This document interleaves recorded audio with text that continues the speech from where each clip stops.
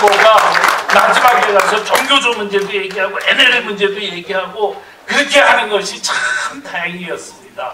그리고 그렇게 해서 참 요번에 왜 50대 이상이 그렇게 똘똘 뭉쳤습니까? 다 한 가지입니다. 나라가 걱정이 돼서 그랬습니다. 예, 그래서 참, 예. 그래서 우리가 그동안 그렇게 아슬아슬했다라는 것을 우리가 인식할 필요가 있습니다. 저는 그 아슬아슬한 점이 앞으로도 계속된다 이렇게 생각합니다. 어제 이한구 원내대표를 만났는데 이한구 원내대표가 저한테 하는 얘기가 목사님 새누리당을 믿지 마십시오 그러더라고요. 이석기, 김재현을 국회에서 추방해야 된다고 자기가 막 얘기를 해도 새누리당 국회의원들이 반응이 없다는 거예요.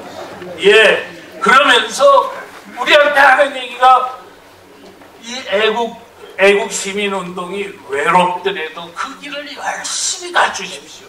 예. 이 조중동 믿지 말고 조중동이 여러분들을 전혀 취급하지 않을 텐데 그래도 열심히 가주십시오. 그래야 나라가 살아납니다. 나는 그래서 이한구 대표야말로 진짜 국회의원이다 그렇게 생각했어요. 저는 지금 그래서 박근혜 당선자가 이끄는 정부를 향해서 제가 계속해서 하는 이야기가 뭐냐면은 이명박 정부의 전철을 밟지 말아달라. 이명박 정부가 잘한 일도 많죠. 치명적으로 못한 일이 두 가지가 있었습니다. 하나는 뭐냐면 집권 초기에 종북 좌파들의 뿌리 뽑는 일을 했었어야 됐습니다. 예. 집권 초기 2년 동안만 이 정부가 청와대가 힘이 있지 2년 지나면 그다음부터는 힘이 없습니다. 기업도 청와대 얘기를 안 듣습니다. 그래서 이 2년 기간 동안에 그거를 확실하게 해야 된다. 그 다음에 두 번째로는 이 2년의 기간 동안에 우파 시민사회를 확실하게 키워야 된다. 예, 역대 정부가 시민사회를 집권의 파트너로 삼았습니다. 김영삼 정부, 김대중 정부, 노무현 정부가 전부 시민단체들을 자기 파트너로 삼아서 자기가 하기 어려운 게 있으면 시민단체가 먼저 하게 하고 그렇게 해서 시민단체들이 분위기를 잡고 그 다음에 자기네가 결정을 해서 일을 하고 이러면서 서로 이렇게 호응해가면서 일을 했습니다. 그 다음에 이 시민단체가 비판하면 다시 한번 반성을 하고 그렇게 했습니다. 우리가 지금 박근혜 정부의 당선만을 기뻐할 것이 아니라 박근혜 정부가 성공하게 만들어야 됩니다.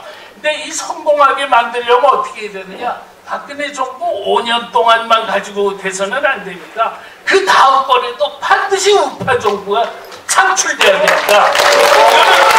이거는 왜 그러냐? 우리나라의 통일 때문에 그렇습니다. 네. 통일이라는 과제를 앞에 놓고 이 통일을 박근혜 정부 5년 동안에 이뤄내기는 쉽지가 않을 겁니다. 그러면은 차기 정부까지 이 같은 철학을 가진 정권이 있어야 됩니다. 그래가지고 끝내 북한을 변화시켜서 결국은 통일로 가지고 가려면은 이 박근혜 정부가 자기네 5년만 잘하면 된다가 아니라 그 다음 5년까지 준비를 해야 돼요. 다시 말하면 지금부터 대선 준비에 들어가야 된다.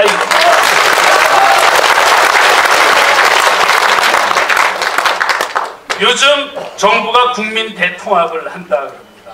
이제 국민 대통합이라는 참 필요하죠. 이번에 48.7%와 51%로 나라가 아주 갈라져 가지고 이게 서로 상대방이면 말도 통하지도 않고 대화도 않고 나라가 그야말로 두 쪽으로 갈라져 있더라고요. 이거 극복을 해야 됩니다. 그런데 저는 참 걱정스러운 게 박근혜 정부가 국민 대통합하면서 꼭 옛날에 이명박 정부가 중도 실용이라고 얘기했던 그거 뒤따라갈까봐 걱정입니다. 그걸 만약에 뒤따라가게 되면은 종북 좌파 척결도 하나도 하지 않고 그냥 얼레벌레 너도 좋다 너도 좋다 이러면서 가면은 그건 뭐냐? 지금의 이런 아주 철저한 이념 대결을 5년 후에도 또다시 하게 되는 것을 의미합니다. 예. 그럼 그렇게 되면 어떻게 돼? 5년 후에도 다시 대한민국 세력과 북한 편드는 세력으로 그렇게 갈라져서 싸움을 하게 되면은 그러면 우리는 통일을 이룰 수가 없습니다. 5년 후에는 대한민국 우파든 여당이든 야당이든 전부 대한민국 세력이 돼야 된다. 그것을 요번에 기필코 이뤄내지 않으면 안 된다. 그렇게 생각을 합니다.